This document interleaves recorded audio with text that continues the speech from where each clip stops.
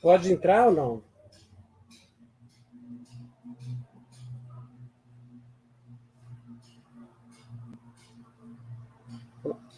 Boa tarde a todos e todas. Bem-vindos a esse seminário, webinário, né? Para o encerramento dos nossos diálogos online, né? E quem vai fazer a apresentação é um dos coordenadores da pesquisa, né? Um dos âncoras, né, da pesquisa, que é o Ricardo Fabrino Mendonça, professor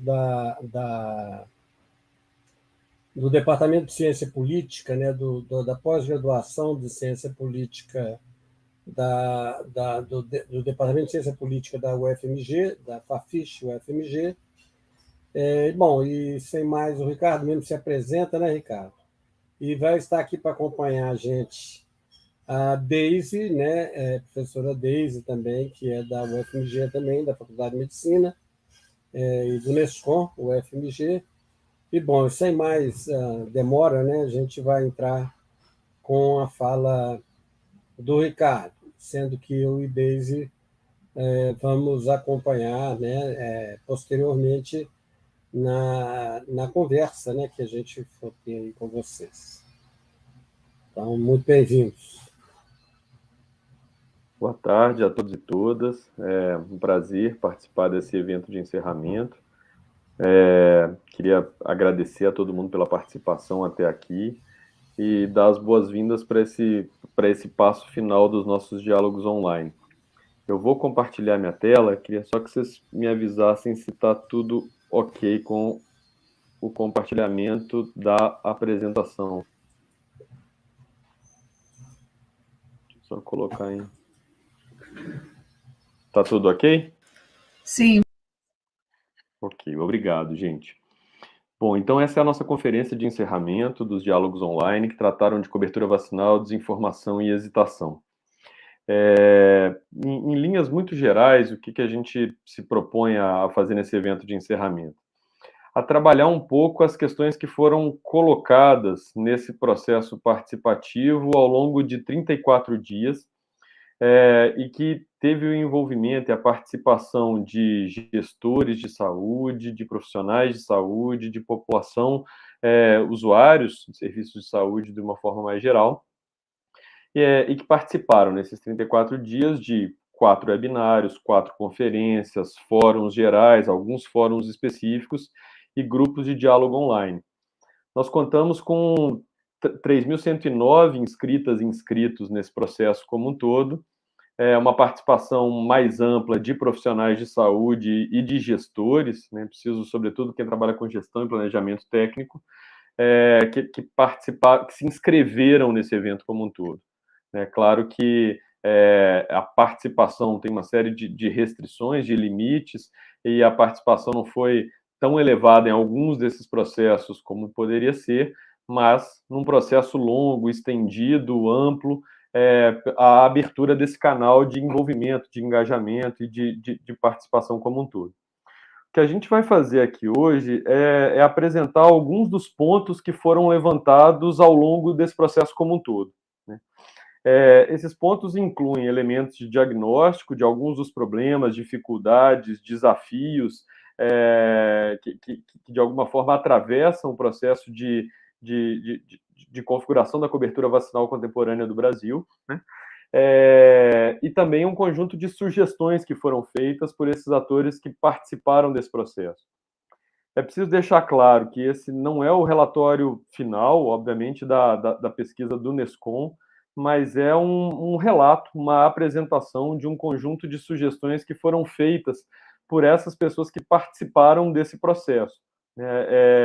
Então, não se trata de um diagnóstico completo, não se trata de um diagnóstico exaustivo, mas se trata de um conjunto de elementos, de pontos, de problemas, de sugestões que foram levantadas por esses atores ao longo desse processo como um todo, né? Quais foram os principais temas abordados no diálogo online?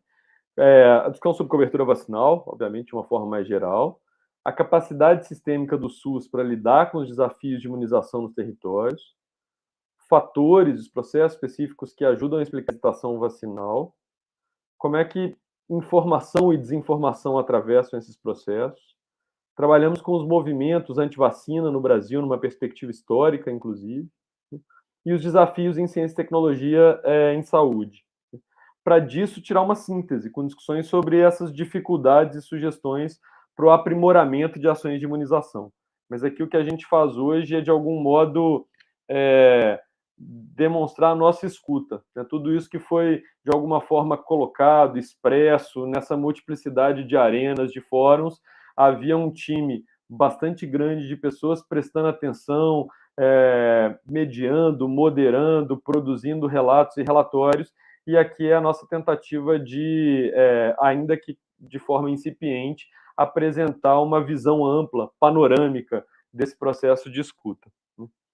Com isso, eu começo com as ações de imunização, perdoem o cedilha ali, foi a formatação rápida, e com um levantamento inicial das dificuldades das sugestões para o recebimento de imunobiológicos. Então, quais foram as primeiras dificuldades levantadas e trabalhadas nesse conjunto de questões? Em primeiro lugar, uma dificuldade do desabastecimento de vacinas específicas. Em segundo lugar, um atraso na comunicação com os municípios no caso de desabastecimento de alguma vacina específica. E como é que esse processo também pode ter... esse processo de comunicação afeta o desabastecimento. E, em terceiro lugar, a ausência de orientações claras e normas técnicas para a substituição dos imunobiológicos em caso de desabastecimento de alguma vacina específica. Quais são as sugestões, algumas das sugestões que foram levantadas relativas ao recebimento de imunobiológicos? Em primeiro lugar, a necessidade de manutenção e planejamento adequado de estoques estratégicos de vacinas. Em segundo lugar, a criação o registro de informações dos usuários, nome, ACS, telefone, para o contato em caso de busca não atendida de vacinas. Né? Alguns relatos de como lidar com pessoas que vão até os postos de saúde, que vão até os pontos de aplicação, as salas de vacina, e não encontram um determinado imunizante num determinado dia, e a necessidade de manter um registro, de buscar essas pessoas e de fazer um contato quando chega a vacina. Né? Em terceiro lugar, a ampliação da capacidade de produção de vacinas. E a gente vai ver um pouco mais à frente também um destaque da necessidade de ampliação da fabricação de frascos unidose, né? Até para evitar perdas, o que foi apontado por algumas pessoas. Ainda no conjunto dessas ações de imunização, quando a gente pensa em armazenamento, né, as principais dificuldades, e essas dificuldades foram apontadas com bastante ênfase, né, há uma saliência muito significativa no apontamento de que é um problema significativo as inadequações da rede de frios, e as dificuldades no armazenamento dos imunobiológicos em equipamentos inadequados nas unidades de saúde. E articulado a isso, as quedas constantes de energia. Marquei esses dois pontos, são dificuldades recorrentes e que foram tematizadas com bastante ênfase nos diálogos online. Quais são algumas das sugestões que são feitas para o aprimoramento potencial, né? É possível discutir essas sugestões feitas, mas quais foram algumas das sugestões realizadas no sentido de aprimorar essa capacidade de armazenamento? A necessidade de aquisição de novas câmaras frias para substituir as geladeiras que são geralmente utilizadas em grande parte das unidades de saúde. Então, a necessidade de rever essa dimensão infraestrutural das unidades de saúde e a configuração dessa rede de câmaras de frio. A aquisição de geradores de energia para municípios ou unidades que não possuem geradores de energia. E o estabelecimento de linhas diretas de comunicação entre secretaria e concessionários de energia para dois pontos fundamentais. Em primeiro lugar, para aviso prévio em caso de suspensão programada do fornecimento de energia. Então, para que unidades de saúde não sejam pegas de surpresa com quedas de energia, o que coloca em risco recursos muito significativos.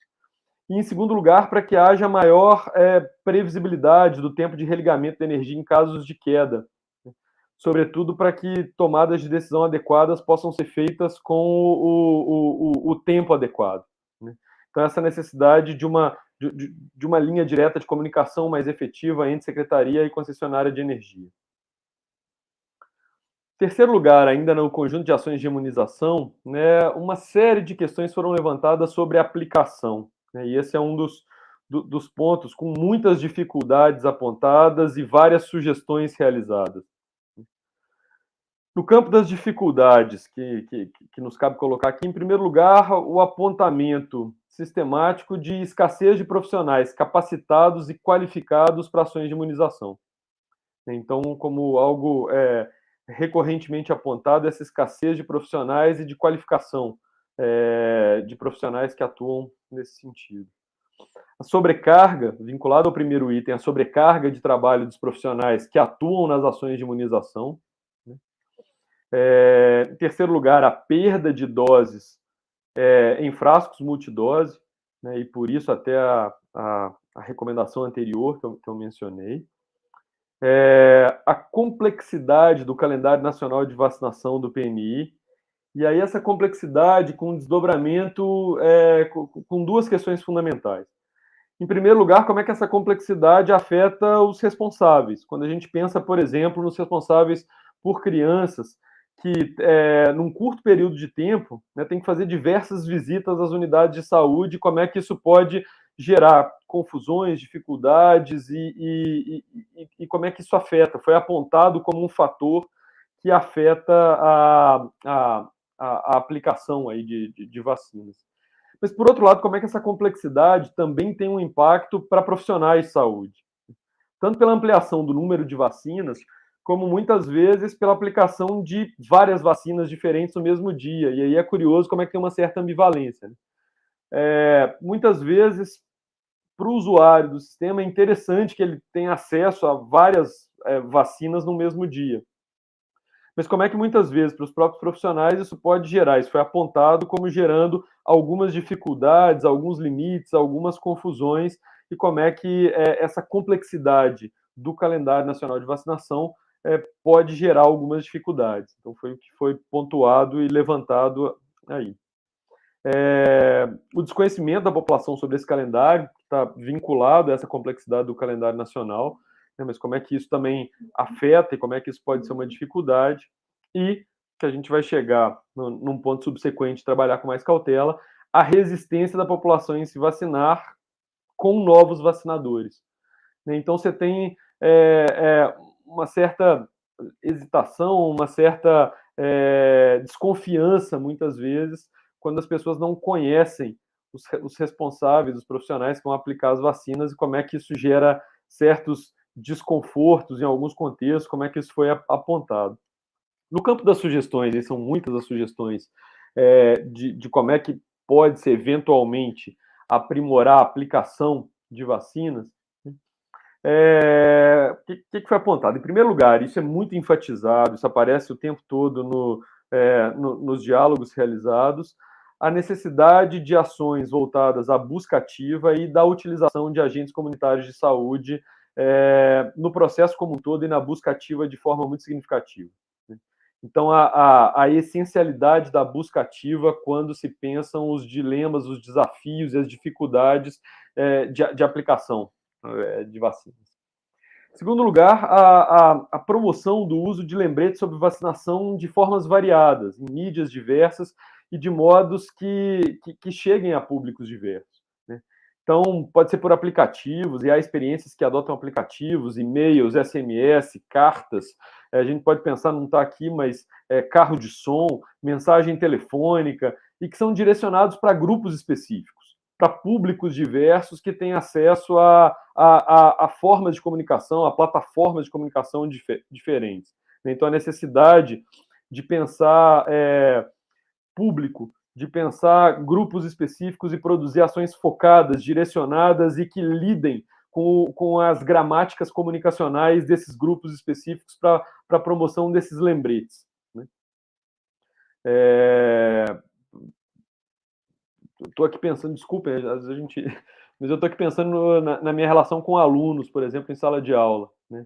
Como é que, para mim, e-mail é uma ferramenta de trabalho absolutamente central e incontornável, e muitas vezes para alunos e alunas eles já não operam muito na gramática, na temporalidade de e-mails. E como é que a gente precisa criar outras estruturas comunicacionais para produzir lembretes. É disso aqui que está se falando, é isso que está se colocando aqui nesse ponto específico.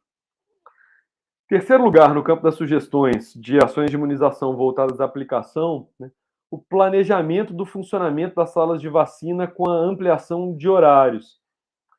Não que isso implique necessariamente a ampliação do volume de trabalho das salas de vacinação. Foram feitas sugestões muito concretas, por exemplo, de abrir 3 dias na semana, mas por 12 horas consecutivas, ampliando a janela de abertura e contemplando horários diferentes. Ou de abrir um sábado por mês e, de algum modo, viabilizar o acesso à sala de vacina de pessoas que têm um horário mais restrito por questões de trabalho ou outras questões, mas de pensar o planejamento do funcionamento das salas de vacina para contemplar mais horários ampliados nesse sentido. O revezamento das unidades de saúde abertas em período noturno ou nos fins de semana, né, acompanhada de informação sobre essa escala de funcionamento estendido. Né, como é que é absolutamente necessário viabilizar essa ampliação de horários estendidos e que os cidadãos e cidadãs tenham informação de onde obter vacinas em dias específicos em que certas unidades operam com funcionamento estendido, a necessidade de divulgação e de circulação dessa informação. E ainda aqui, não é por fim, porque a gente tem um outro slide para trabalhar ainda sugestões no campo da aplicação, pensar a vacinação de rotina agendada nas UBS e por demanda espontânea em imunidade central. Como é que é essa necessidade dupla? Ainda no campo das sugestões voltadas à aplicação, né, salienta-se muito o potencial e a necessidade de realização de parcerias com municípios vizinhos, sobretudo para vacinação no caso de vacinas multidoses, né, sobretudo para o êxito dessas experiências de parceria. Também muito ressaltado, importante a ampliação de cursos introdutórios para vacinadores de caráter emergencial e temporário. A gente vivencia agora uma situação em que de ampliação específica de vacinadores contratados em caráter emergencial e temporário, e como é que tem essa necessidade de capacitação e o potencial e o êxito de experiências que pensaram, por exemplo, módulos teóricos em formato de ensino à distância. Né? Mas essa necessidade de formação, de capacitação e de atenção a essas situações emergenciais. Também a capacitação e a inclusão de outros funcionários, de outros profissionais de saúde, e aqui eu participei da moderação de um fórum em que isso foi particularmente salientado, né? A necessidade de outros profissionais de saúde nas salas de vacina, inclusive na sua gestão. E aqui eu ia dar um exemplo, mas é um outro ponto ao qual eu voltarei. Aqui a capacitação e inclusão de outros profissionais de saúde, e depois a gente vai falar um pouquinho da atuação de outros profissionais que não da área de saúde, mas é um outro ponto e eu volto a ele especificamente. Mas aqui foi salientada a importância de farmacêuticos, de dentista nas salas de vacina, inclusive nos processos de gestão, né? E da necessidade não só da inclusão desses profissionais, mas da capacitação desses profissionais para lidar especificamente com a aplicação de vacinas, né? na complexidade envolvida na questão. E, por fim, a melhoria das estruturas de trabalho dos profissionais de saúde, que também foi salientado como um ponto relevante. Fechando o conjunto de sugestões voltadas ao aprimoramento de aplicação quando pensamos as ações de imunização, foram feitas 4 últimas sugestões. Em primeiro lugar, o incentivo ao uso de protocolos de vacinação e o aprimoramento dos mesmos. O ponto aqui que foi levantado, acho que vale um esclarecimento desse item, não da inexistência de protocolos de vacinação, mas como é que protocolos de vacinação vão muitas vezes parar no fundo de gavetas, né? E como é que muitas vezes eles não são valorizados, fortalecidos ou revisados diante de mudanças que ocorrem ao longo de processos de vacinação. Então, foi salientado aqui a necessidade de pensar a centralidade dos protocolos, de fortalecer os protocolos, a visibilidade dos protocolos, incentivar o uso dos protocolos e, para que os protocolos façam sentido, inclusive para aplicadores e aplicadoras, a necessidade do aprimoramento contínuo dos mesmos e da abertura para revisões e para que protocolos sejam, de fato, entendidos como algo que contribua, algo que ajude especificamente.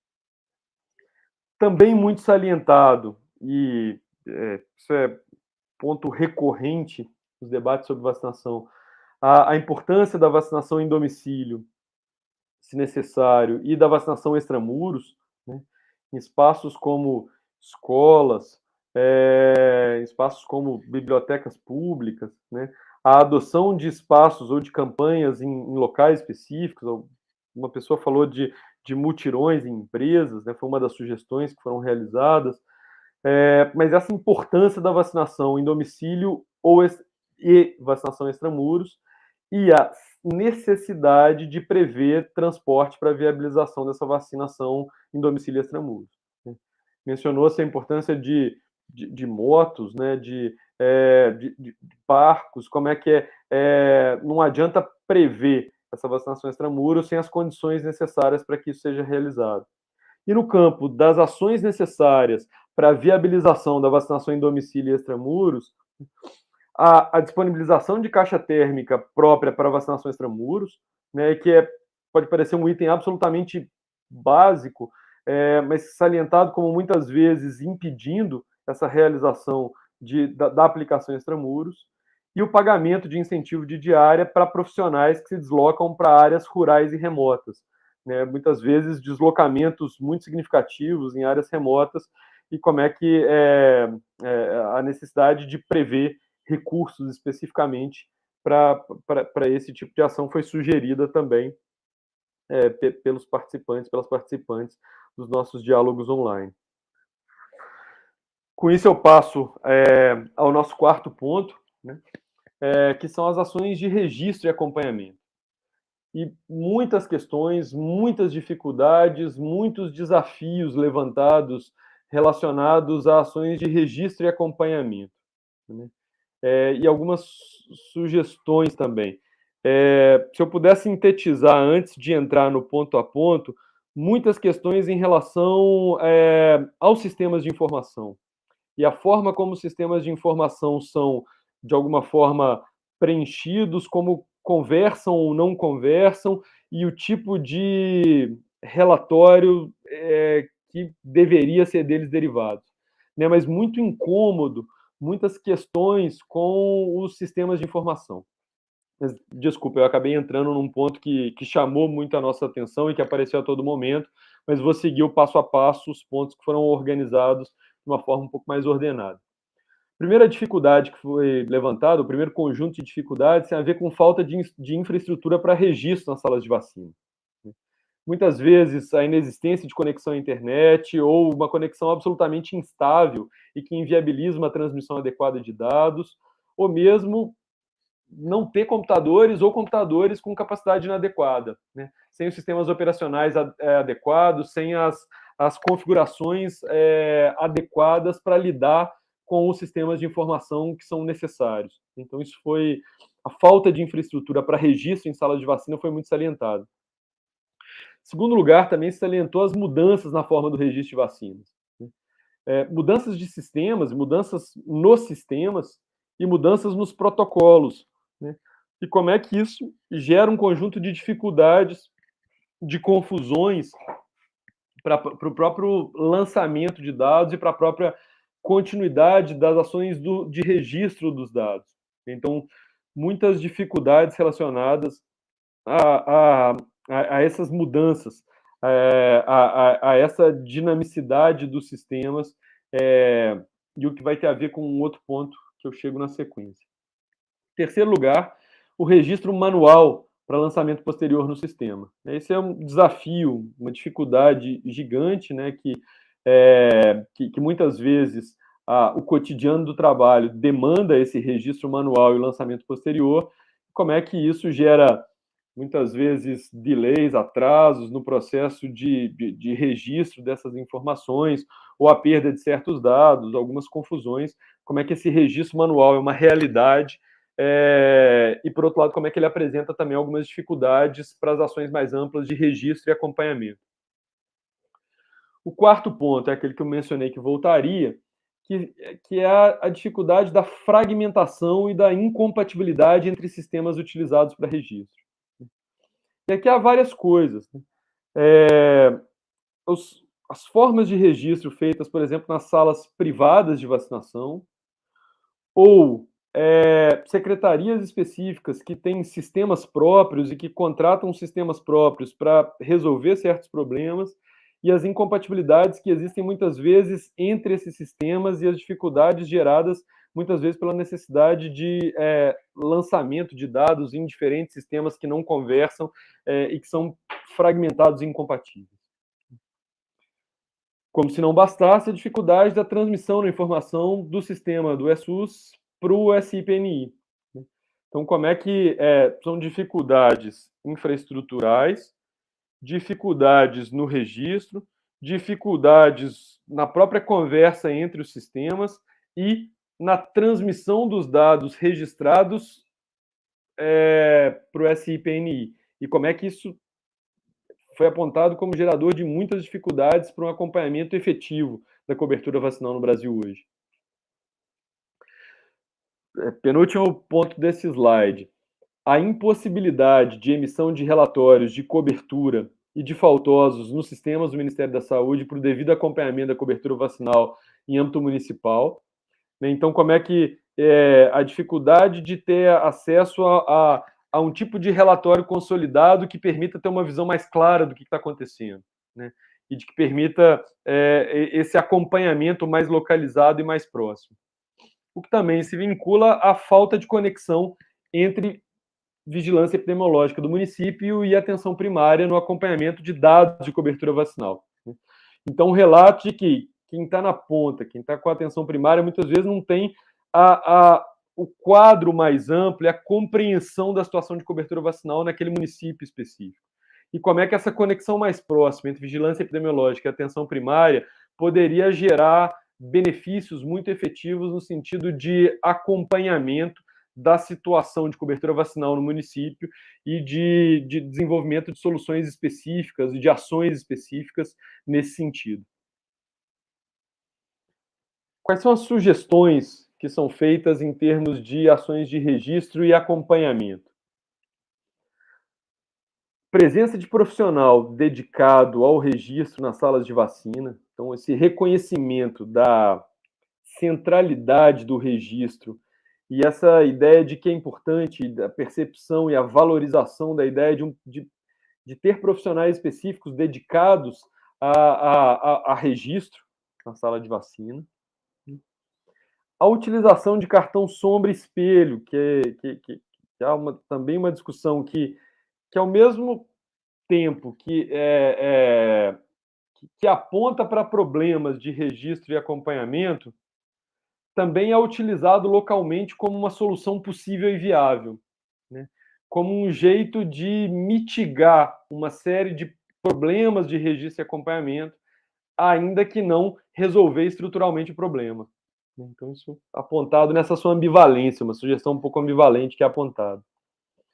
Terceiro ponto é a implementação de aplicativos conectados de serviços, viabilizando ações de agendamento, de acompanhamento, de lembretes, de comunicação, de emissão de declarações, de agilizar os processos de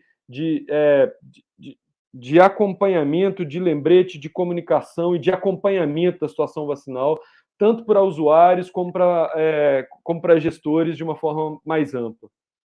né, algumas experiências exitosas que foram relatadas nos diálogos online.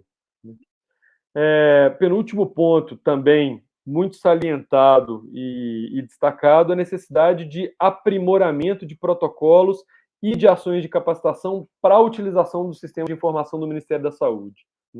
Então, como é que isso é salientado? Sobretudo se a gente lembra que uma das dificuldades é o processo de mudanças nos próprios sistemas, ou nos protocolos, de algum modo, para a alimentação desses sistemas.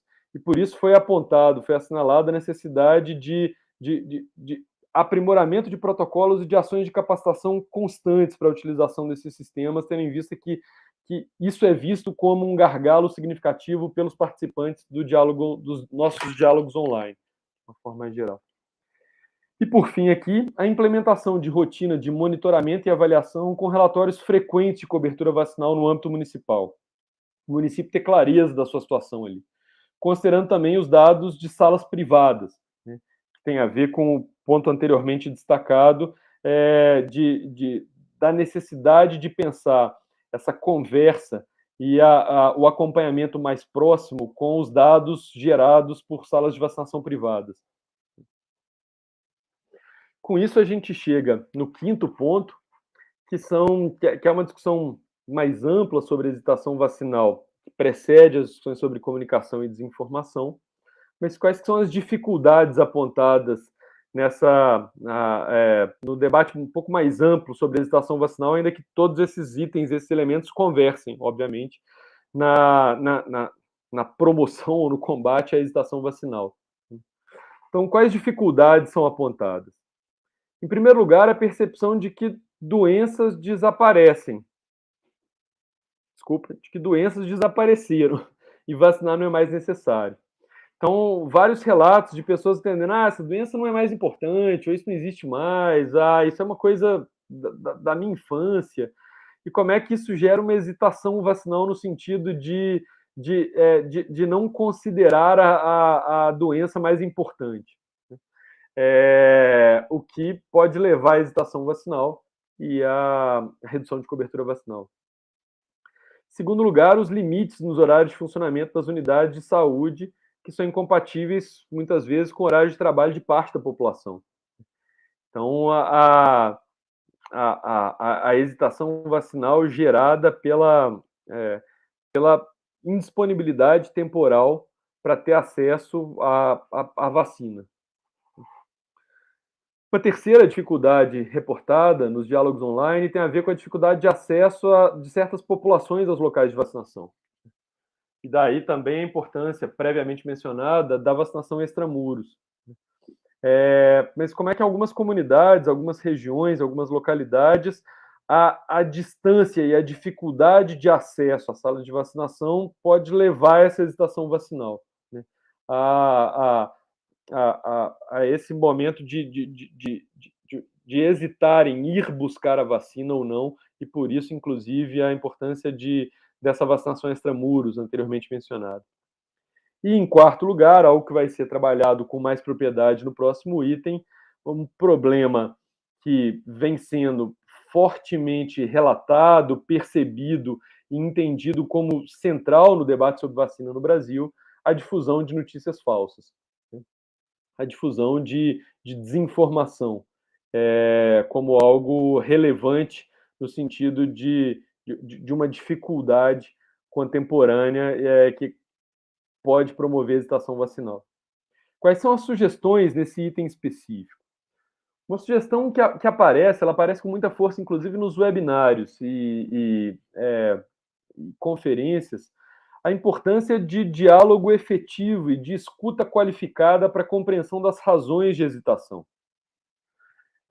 Várias falas apontaram no sentido de questionar uma postura muitas vezes hierárquica, de simplesmente desconsiderar as razões que as pessoas têm para hesitar em se vacinar, né?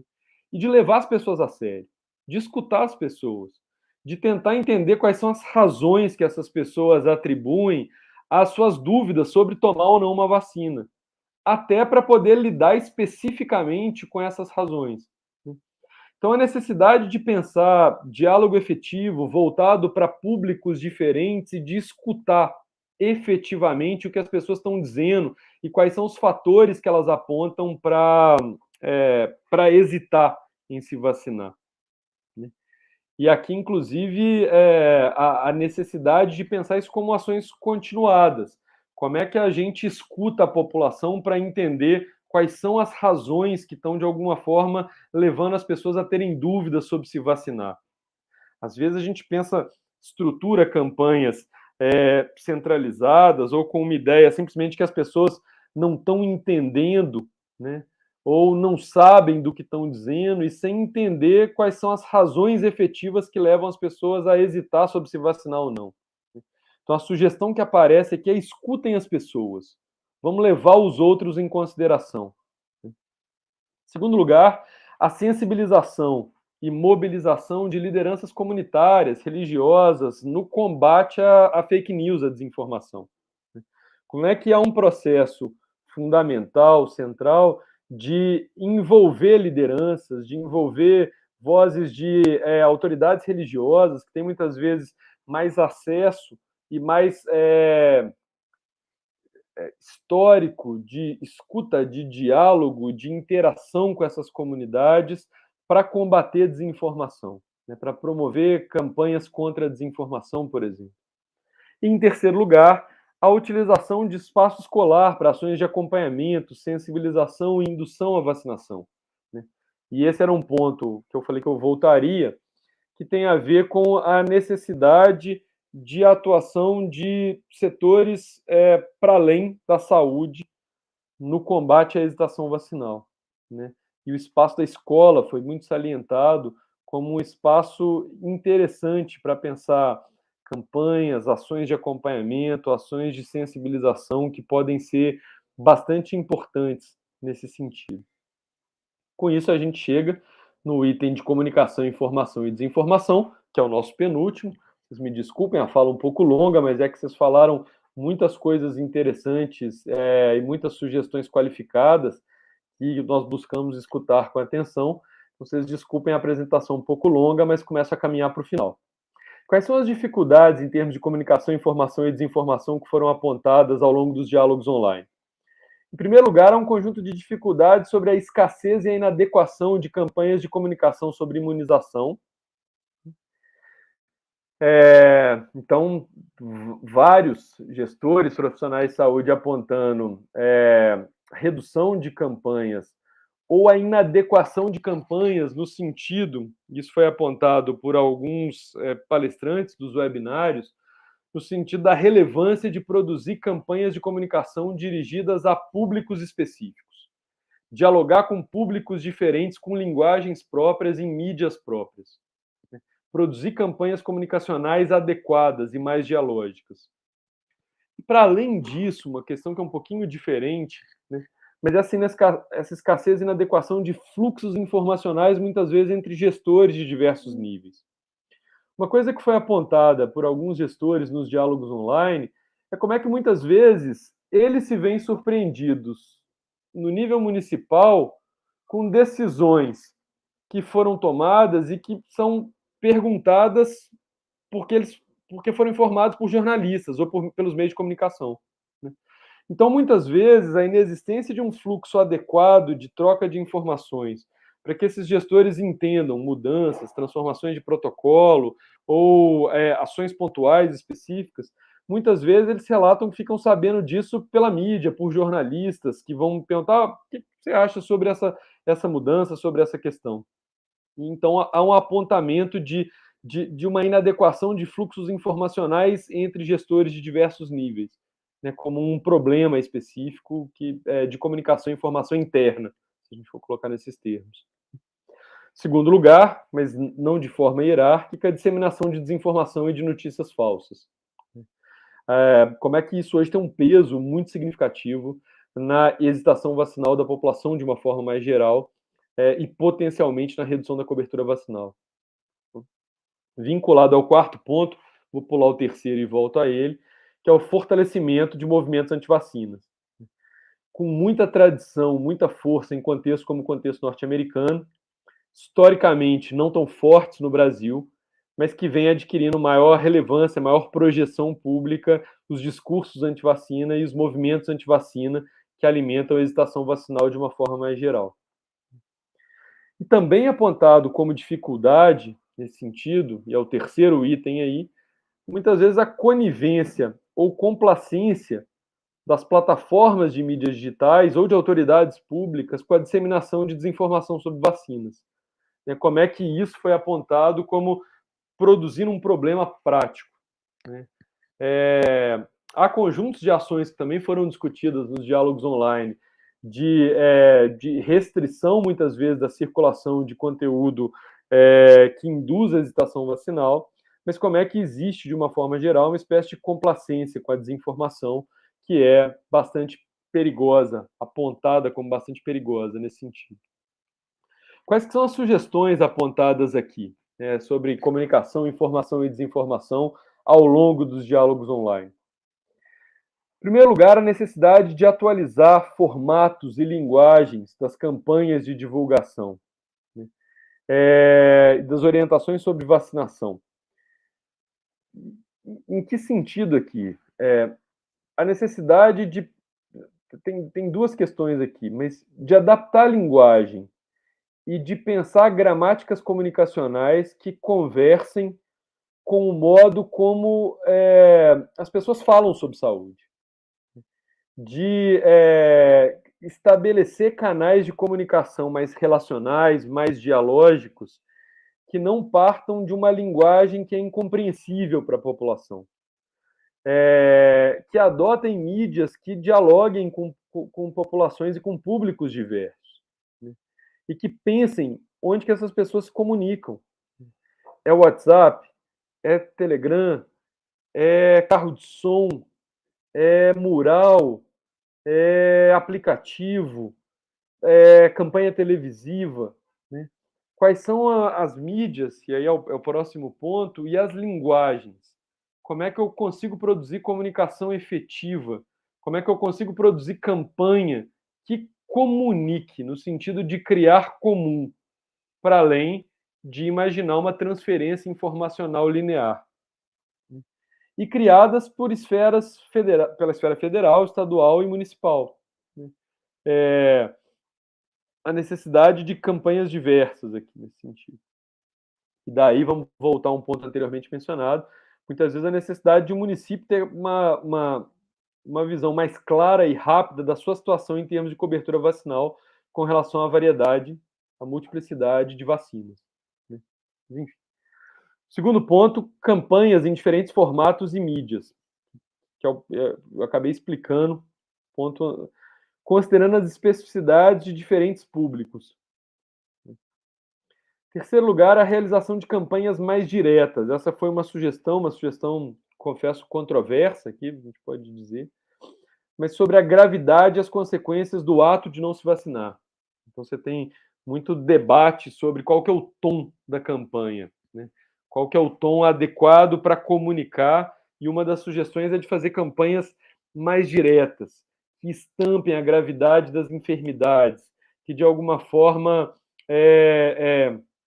tratem de maneira mais explícita as consequências da disseminação de certas enfermidades, para dizer de uma forma simples. Quarto e penúltimo ponto, uma articulação junto a plataformas, ao Poder Legislativo e ao Ministério Público para o combate à desinformação sobre vacinas. A necessidade de atuação de campanhas mais amplas e de ações específicas que envolvam essas articulações para o combate à desinformação. E, no mesmo sentido, a mobilização de outros atores sociais. Falei lá atrás, vou voltar a esse ponto. Para além dos profissionais de saúde. Muito salientado, por exemplo, em alguns municípios, o papel que escolas tiveram em campanhas de comunicação de combate à hesitação vacinal. Mas como é que muitas vezes é possível pensar campanhas que atravessem as áreas de saúde, de educação, produzindo uma comunicação mais capilarizada, mais difundida, mais espalhada e com maior capacidade de estabelecimento de interlocução. Com isso, a gente chega ao nosso último ponto, que é um conjunto de sugestões que foram feitas, sobretudo nos webinários aqui, relativos à gestão intergovernamental. E foram muitos pontos que foram colocados e que foram trabalhados aqui. Vou passar de uma forma geral demonstrando essa nossa escuta aqui, mas são pontos que também requerem maior debate, maior discussão, mas são apontamentos que foram feitos e que a gente registrou e traz aqui nesse evento de encerramento. Em primeiro lugar, a revisão das possibilidades de utilização dos recursos repassados pelo governo federal para ações de imunização, inclusive no que se refere à possibilidade de utilização das verbas para contratação de pessoal.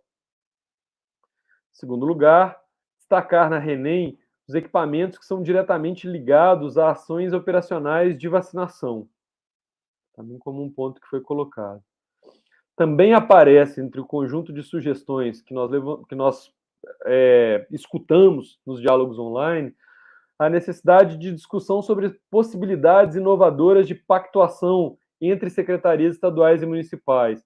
Né? A ideia de alguma inovação. Que outros pactos são possíveis e que podem, de alguma forma, ajudar a melhorar a cobertura vacinal e ajudar a combater a hesitação vacinal? Quais são outros pontos de pactuação ainda não realizados e que são possíveis? Né? E promover discussões nesse sentido. Assim como a discussão de maior aporte de recursos para ações de prevenção e controle de doenças. Então, foi apontado também como a necessidade de recursos.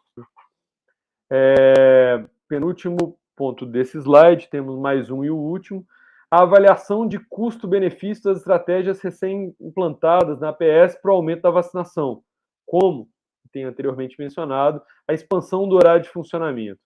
Então, tentar produzir uma avaliação mais qualificada de custo e benefício de algumas dessas ações específicas. A otimização dos recursos transferidos para a informatização das salas de vacina, também como essa questão dos sistemas, da informatização, como absolutamente central e pontuado o tempo todo.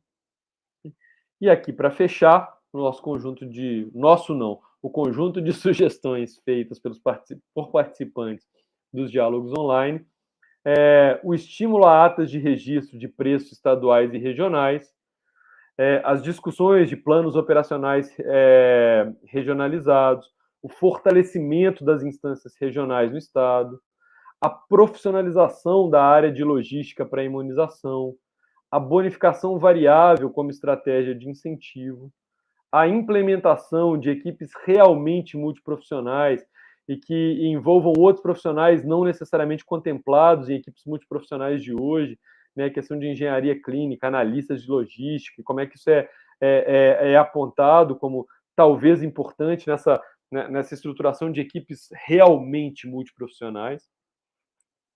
A promoção do diálogo aberto e transparente entre gestão e profissionais de saúde sobre a situação da cobertura vacinal no município. De novo, uma ideia de clareza, de abertura, de transparência, de que quem está lá na ponta entenda a situação até para contribuir para esse monitoramento e contribuir para entender a importância do registro, do monitoramento, do acompanhamento e pensar ações específicas ali na ponta. Essa necessidade de uma compreensão mais geral desse conjunto de assuntos. E, por fim, a implementação de salas de situação para acompanhamento dos resultados e das dificuldades das equipes em atingir as metas vacinais e tentar resolver esses problemas de modo coletivo. São muitos pontos, e aqui eu queria concluir. Eu só vou parar meu compartilhamento, só um minutinho, e voltar para a tela. Imagino que eu tenha voltado para a tela. São muitos pontos levantados aqui e colocados. Eu queria dizer e fechar que assim os diálogos online são uma parte específica muito importante do projeto como um todo, desenvolvido pelo Unescom. Né? Um projeto que acredita fundamentalmente que a compreensão da situação atual da cobertura vacinal no Brasil e dos fatores que podem levar à hesitação vacinal depende fundamentalmente de diálogo, de escuta, de conversa que envolva população, que envolva usuários, que envolva profissionais de saúde, que envolva gestores, que envolva pesquisadores, que envolva especialistas. Os diálogos online buscaram, de alguma forma, criar possibilidades e oportunidades de escuta, porque o Unesco entende fundamentalmente que a pesquisa científica também precisa se fazer com base nessa escuta, na produção compartilhada para o desenvolvimento de estratégias mais adequadas de promoção da ampliação de cobertura vacinal no Brasil de uma forma mais geral. Então, nesse sentido, feita essa longa apresentação, e eu peço desculpas para vocês pelo tempo que isso tomou, nos cabe agradecer a todos e todas que participaram da organização dos diálogos online, da preparação dos diálogos online e na participação nesses diálogos online, por meio de ideias, de relatos, de contribuições que são absolutamente essenciais para que gestores de saúde, de uma forma mais geral, possam compreender a situação de cobertura vacinal no Brasil hoje. Então, fico por aqui nessa apresentação inicial, convido meus dois colegas, Deise e Sábado, para voltarem aqui para essa apresentação, para que a gente possa dialogar e debater com base em eventuais questões, perguntas e aprofundar temas dessa longa lista que foi aqui apresentada. Tá bom? Muito obrigado e desculpa o tempo novamente, tá, gente? E aí, Deise, você quer começar ou começo eu? Antes de começar, antes de você começar, eu falei aqui. Primeiro, eu quero parabenizar o Ricardo pela excelente apresentação. Acho que tomou o tempo necessário, viu, Ricardo? E agora é para a gente começar a pensar em como a gente organiza esse processo de conversa. Viu, Deise? Eu te perguntei, estou respondendo um pouco aqui. Como é que a gente organiza esse processo de conversa que não acaba hoje, né? Eu até me animo a dizer uma das primeiras falas, eu acho que foi da Madalena, não, da Madalena, não, foi a Soraya, não, Madalena Santana, que levanta esse problema de que talvez o horário que a gente trabalhou para os fóruns em expediente de trabalho tenha contribuído um pouco para essa, digamos, participação um pouco minguada que a gente... Minguada não de muita qualidade, mas assim menor um pouco do que a gente pode e quer que aconteça com esse tipo de instrumento, né? E também algumas das pessoas falaram, 2 ou 3 pessoas, que eu não me lembro o nome, vocês me perdoem, que talvez o Samuel tenha melhor acompanhado isso aqui, da questão não sei se foi a Soraya que falou isso. Falou assim, gente, por favor, adorei o diálogo, acho muito bom essa discussão entre os colegas, e se houver continuidade, pode me chamar. E é isso, então ela já está convidada, ela e todo o grupo que está aqui, viu, Deise? Convidada para a gente continuar essa conversa, que aqui, nesse momento, conforme o Ricardo colocou, a gente está dando um relato do que foi o novembro, que a gente, uma hora, no começo, a gente chamava de novembro deliberativo, né, o Ricardo? E pronto. Então, primeiro, agradecer muito ao Ricardo, então eu vou abrir a palavra para a Deise e depois eu quero fazer um ou outro comentário de alguns incômodos ou de algumas pulgas que continuam atrás dessa velha orelha aqui, né? E que me levaram, inclusive, me animaram a aceitar o desafio, a não hesitar com relação a esse desafio que é de entender, né, ou buscar subscrever, ou contextualizar, ou circunscrever, talvez seja melhor, o fenômeno da hesitação vacinal, em que pé que nós estamos nessa questão aqui no Brasil, né, que é dessa questão da decisão mesmo, da hesitação entre vacino ou não vacino, de um extremo ao outro, de um gradiente que vai de uma aceitação plena, sem hesitação, a uma negação radical, fundamentalista, de uma recusa absoluta em qualquer vacina. Eu acho que a gente transita, e de forma, às vezes, muito perigosa, entre esses dois extremos. E a minha das coisas que me animaram a coordenar essa pesquisa, co-coordenar essa pesquisa, foi exatamente uma preocupação no sentido da gente ter este pêndulo, né, ou esse gradiente, correndo perigosamente do ponto de vista de saúde pública, né, do ponto de vista da segurança sanitária e da segurança vacinal da nossa população, com relação a doenças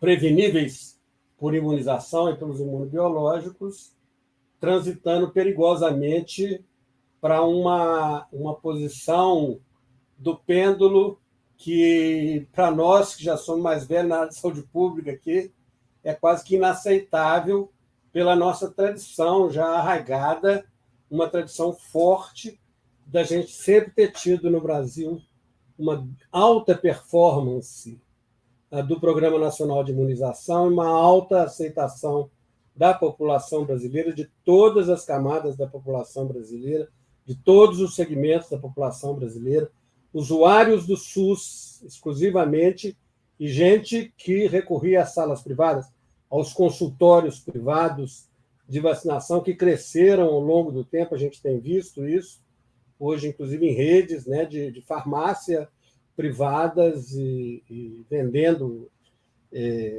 né, na verdade, comercializando, né, tratando a questão das vacinas como uma mercadoria, como outra. Né?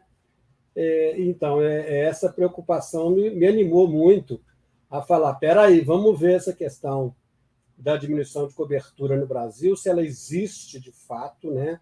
Em que pé que ela está, em que pé que ela não é mitigada, ou quando ela é mitigada, ou quando ela é exagerada, por um outro lado, por questões de informação ou registro não correspondente à realidade, que a gente viu que não é bem assim, né? Na verdade, prevalece esse fato de que a doença ela apareceu, os brotes epidêmicos aí apareceram, e isso é prova de que a vacinação reduziu mesmo, né?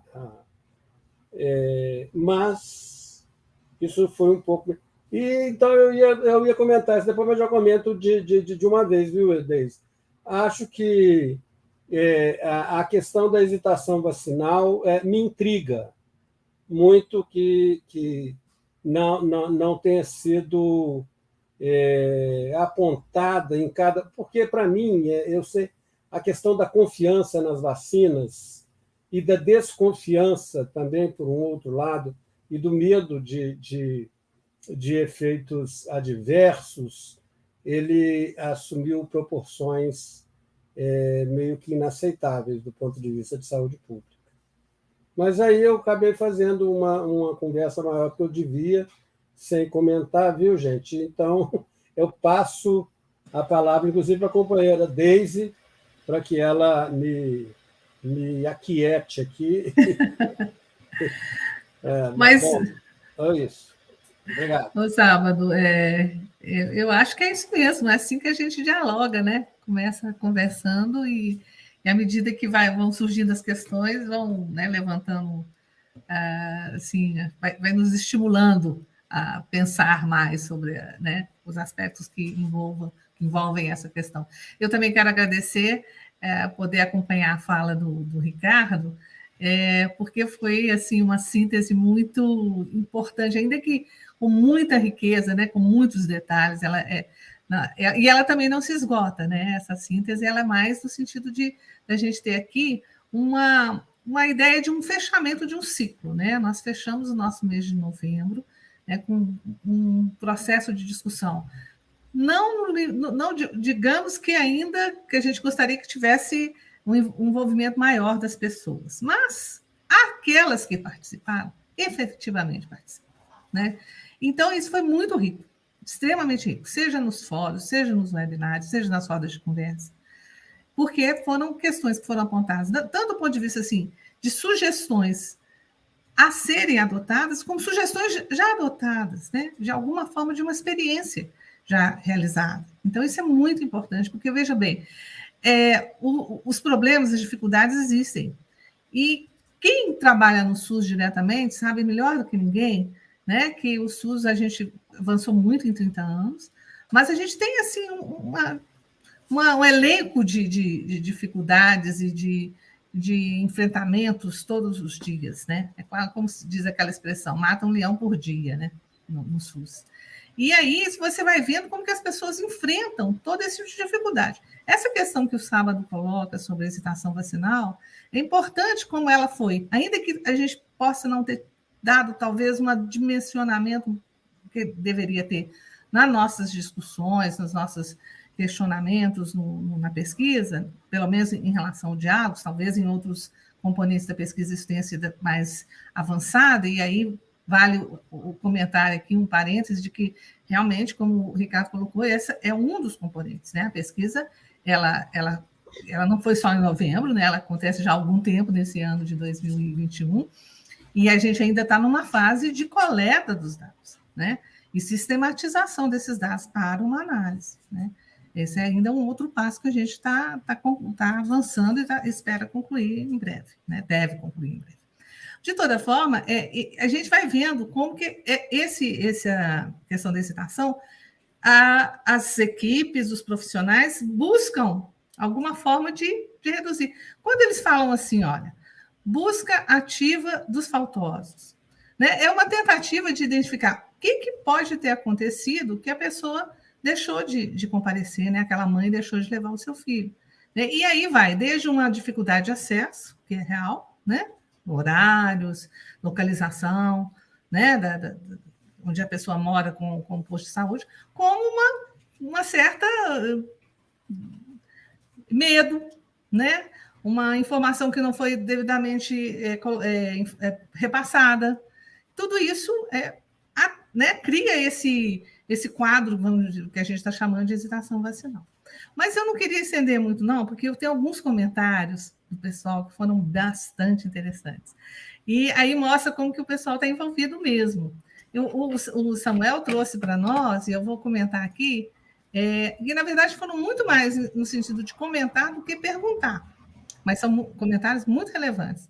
A Soraya Ramos, que também falou que tem interesse em continuar, né? Ela colocou uma questão muito importante, que hoje em dia não está tendo mais concurso público, né? Para os profissionais, né? E o prazo de contrato dos profissionais é de 2 anos. Então, esse tipo de problema, né, pode, inclusive, impactar do ponto de vista de você ter uma equipe, a equipe de vacina, né, que está envolvida diretamente com a vacina, devidamente qualificada, né, com apoio, que então se trabalha muito num esquema de treinamento de urgência, né, que às vezes não pode ser um agravante sobre isso, né? Outro comentário que teve foi da Joana Brito.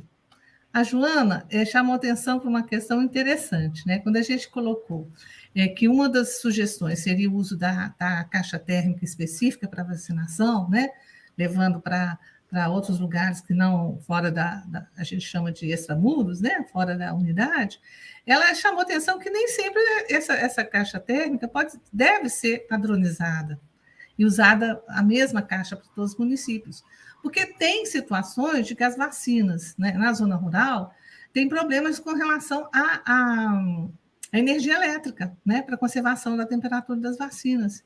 E aí você encontra situações de alta temperatura, né, imagina a região norte e nordeste do Brasil como que é, né, e é preciso ter um monitoramento permanente, contínuo, né, constante dessa questão da temperatura. e que a equipe tem que ter horários cronometrados e bobinas de gelos como suporte de reserva. Veja bem a complexidade de situações, né? Em relação a poder oferecer essas vacinas extramuros. Ainda a Joana, né? Ela falou uma coisa muito importante que vai na linha do que o Sábado estava colocando sobre as razões de hesitação, que sobre a escuta qualificada, né?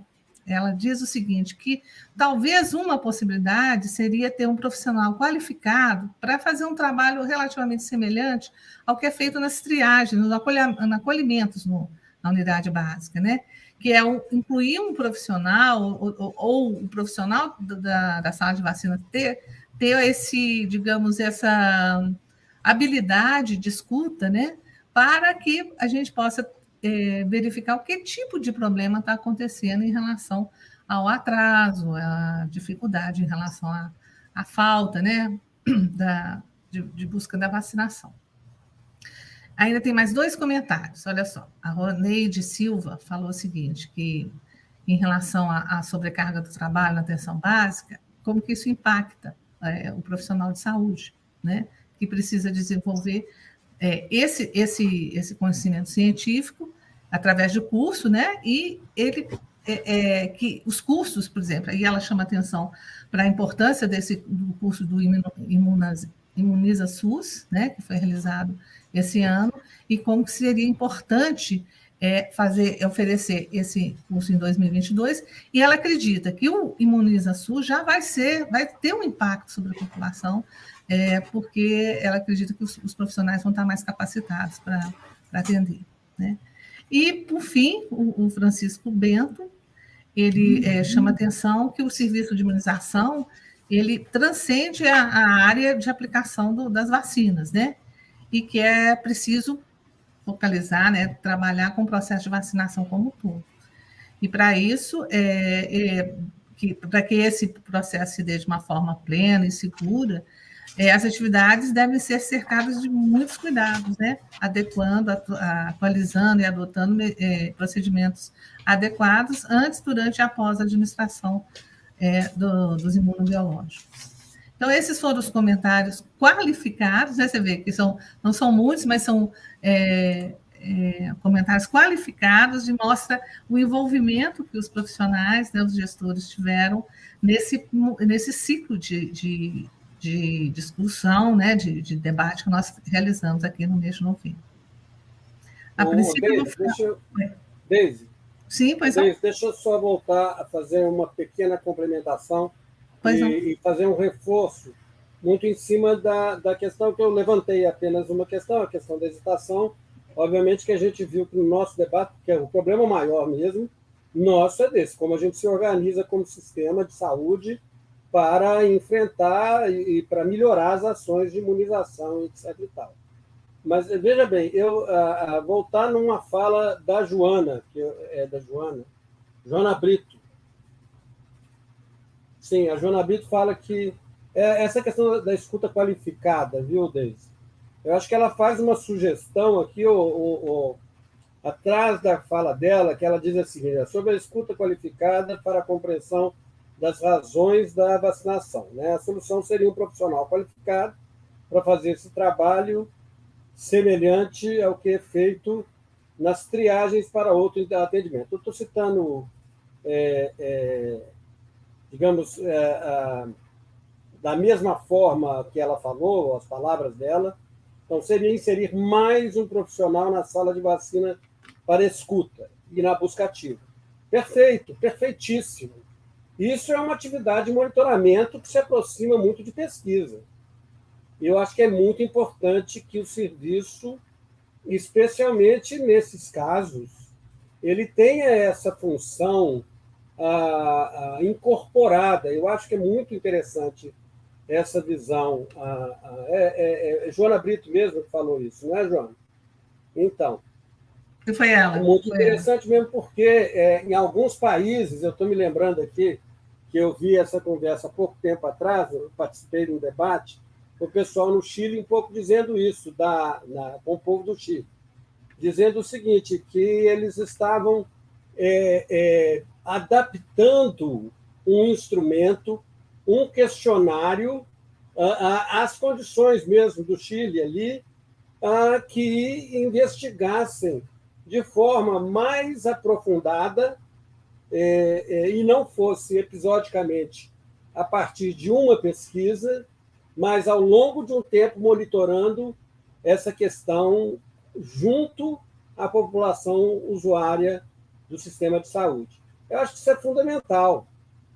Se a gente quer compreender de fato o que tem ocorrido e as razões pelas quais essas questões ocorrem, e muitas vezes a razão da recusa, é preciso que se diga, ou do medo, ela é fundamentada e ela encontra amparo, inclusive, na ciência.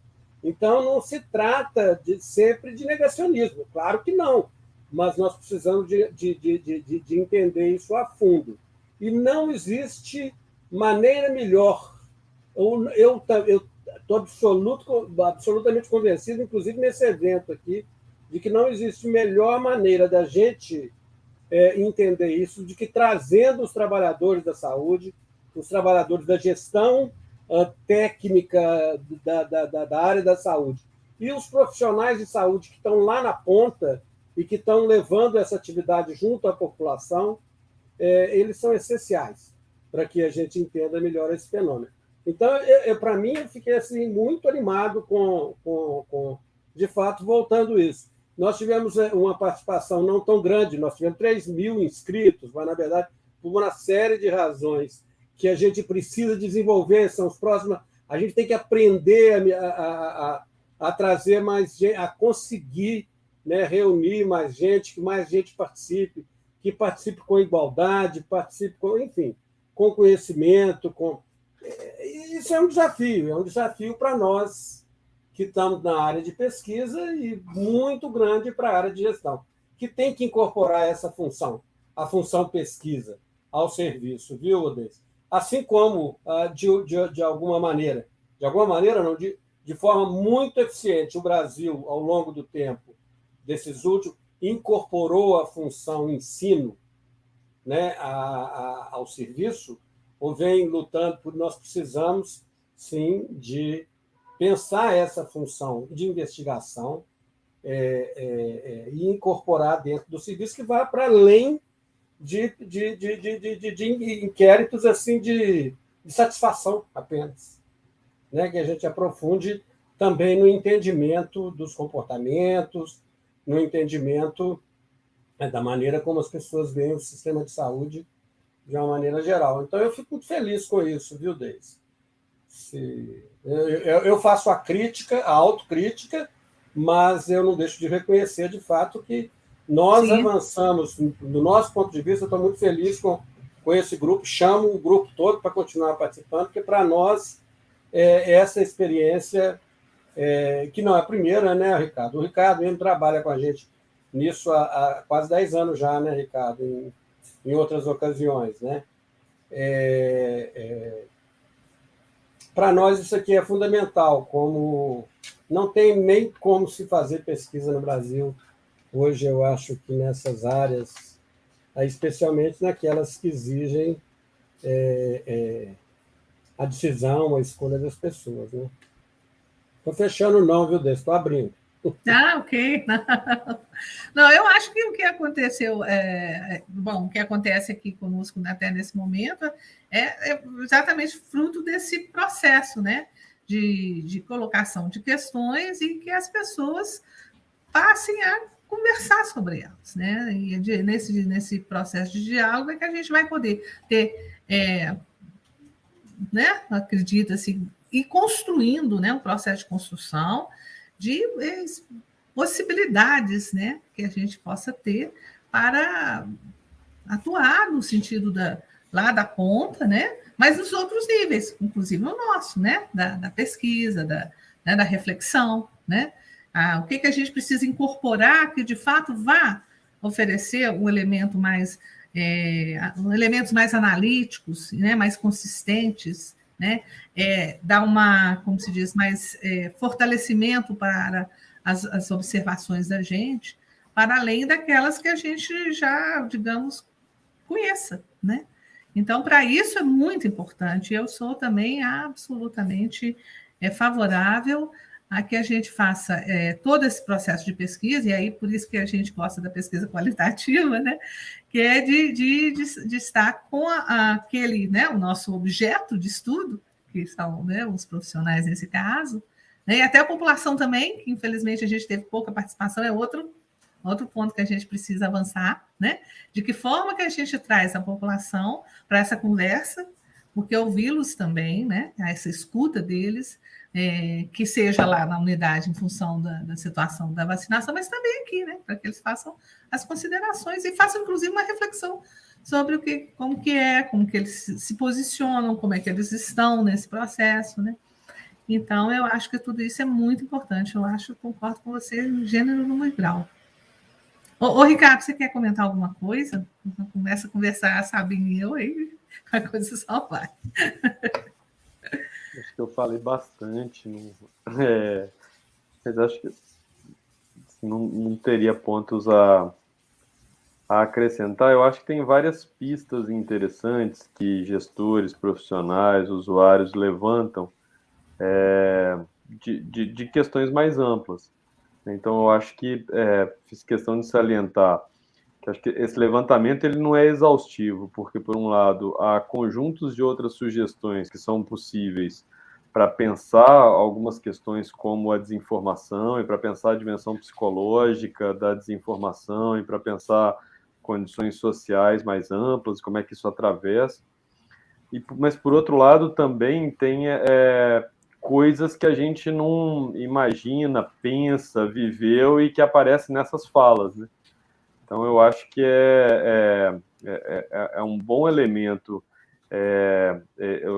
que surge dos diálogos online com os limites desse processo que vocês, sábado, salientam com muita propriedade, né? Eu acho que um processo feito num curto espaço de tempo, a questão da mobilização continuada de participantes, a participação de usuários de uma forma mais efetiva, como é que há alguns limites do próprio processo, mas salientar que esse olhar muito específico, muito localizado, ajuda a pensar, a levantar questões de sugestões, prescrições muito concretas. Né? É um olhar muito pragmático de como lidar com as situações cotidianamente.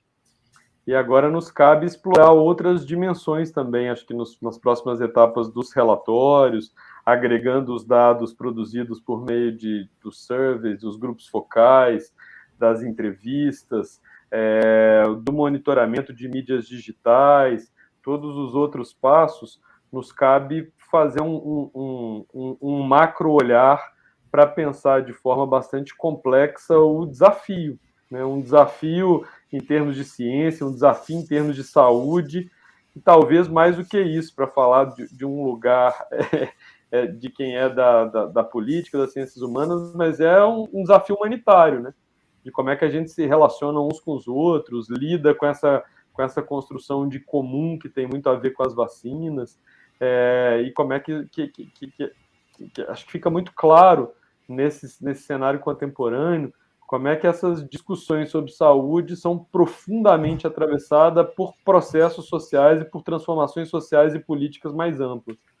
Né? Então, eu acho que, da minha parte, eu não teria muito a acrescentar, apontar nesse momento aqui, senão dizer que eu acho que tem insights, insumos muito valiosos para a equipe, para a conformação do todo, e são insights tanto do ponto de vista interessantes do plano das ideias, do mapeamento de dificuldades e da construção de sugestões, como insights para a própria realização da pesquisa, né? Acho que isso que Sábado coloca, assim, os limites da forma como os diálogos online foram feitos e como criar mecanismos de escuta mais efetivos, mais continuados, mais inclusivos, né?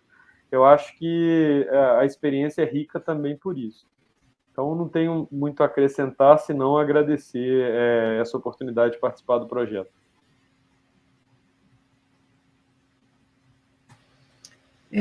Bom, da minha parte também, eu gostaria de agradecer mais uma vez a possibilidade de estar compondo com essa equipe tão qualificada e melhor, né?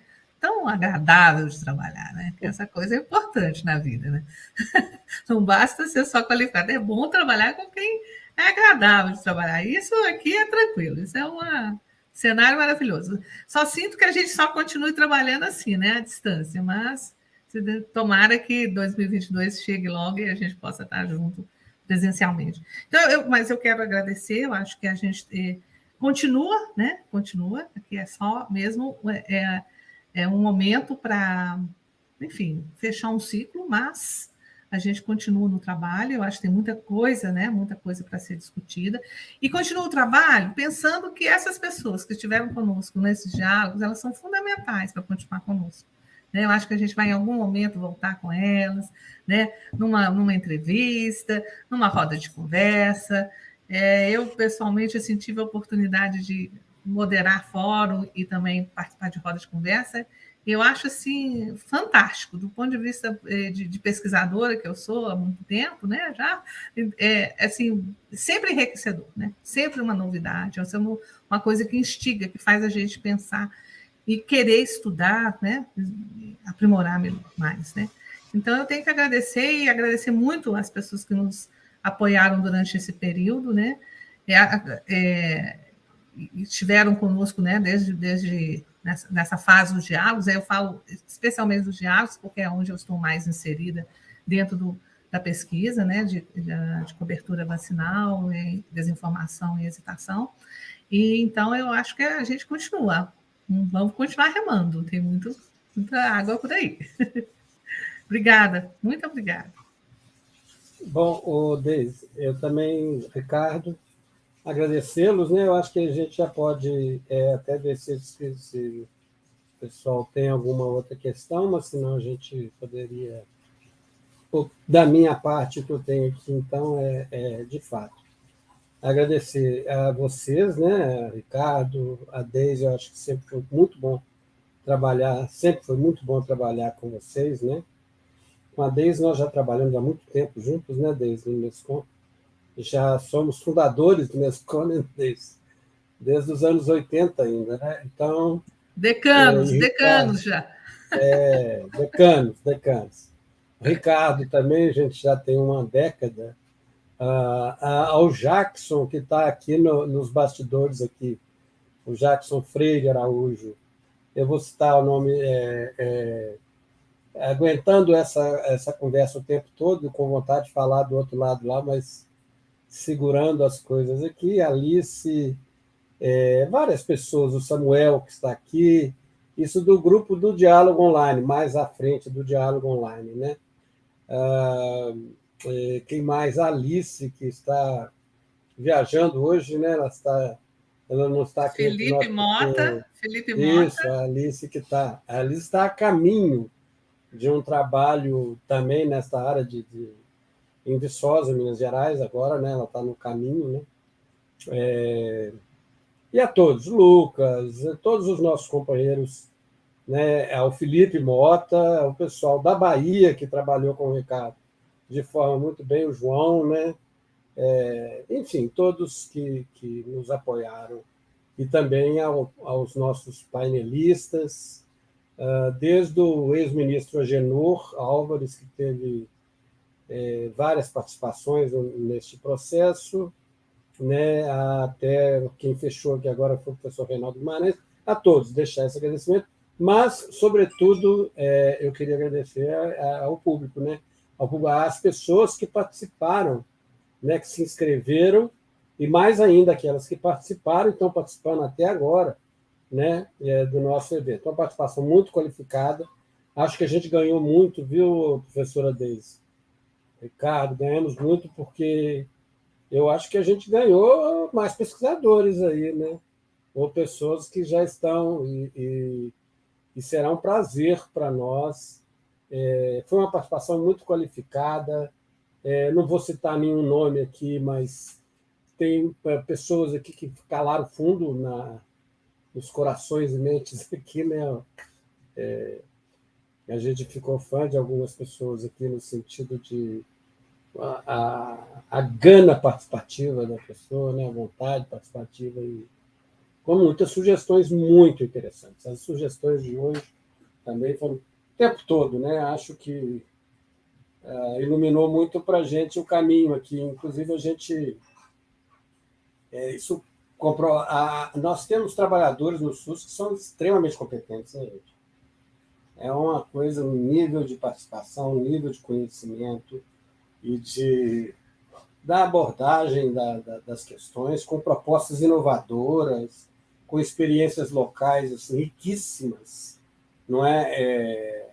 Então, assim, é um debate muito qualificado. O debate com vocês, a conversa com vocês, os diálogos com vocês foram muito, muito enriquecedores. Vocês ensinaram muito a gente.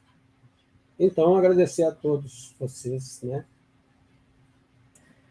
E até uma outra oportunidade, né? E não faltarão oportunidades, né, Deise? Nós já vamos armando outras oportunidades aqui, outros seminários de desenvolvimento e de acompanhamento, tá bom?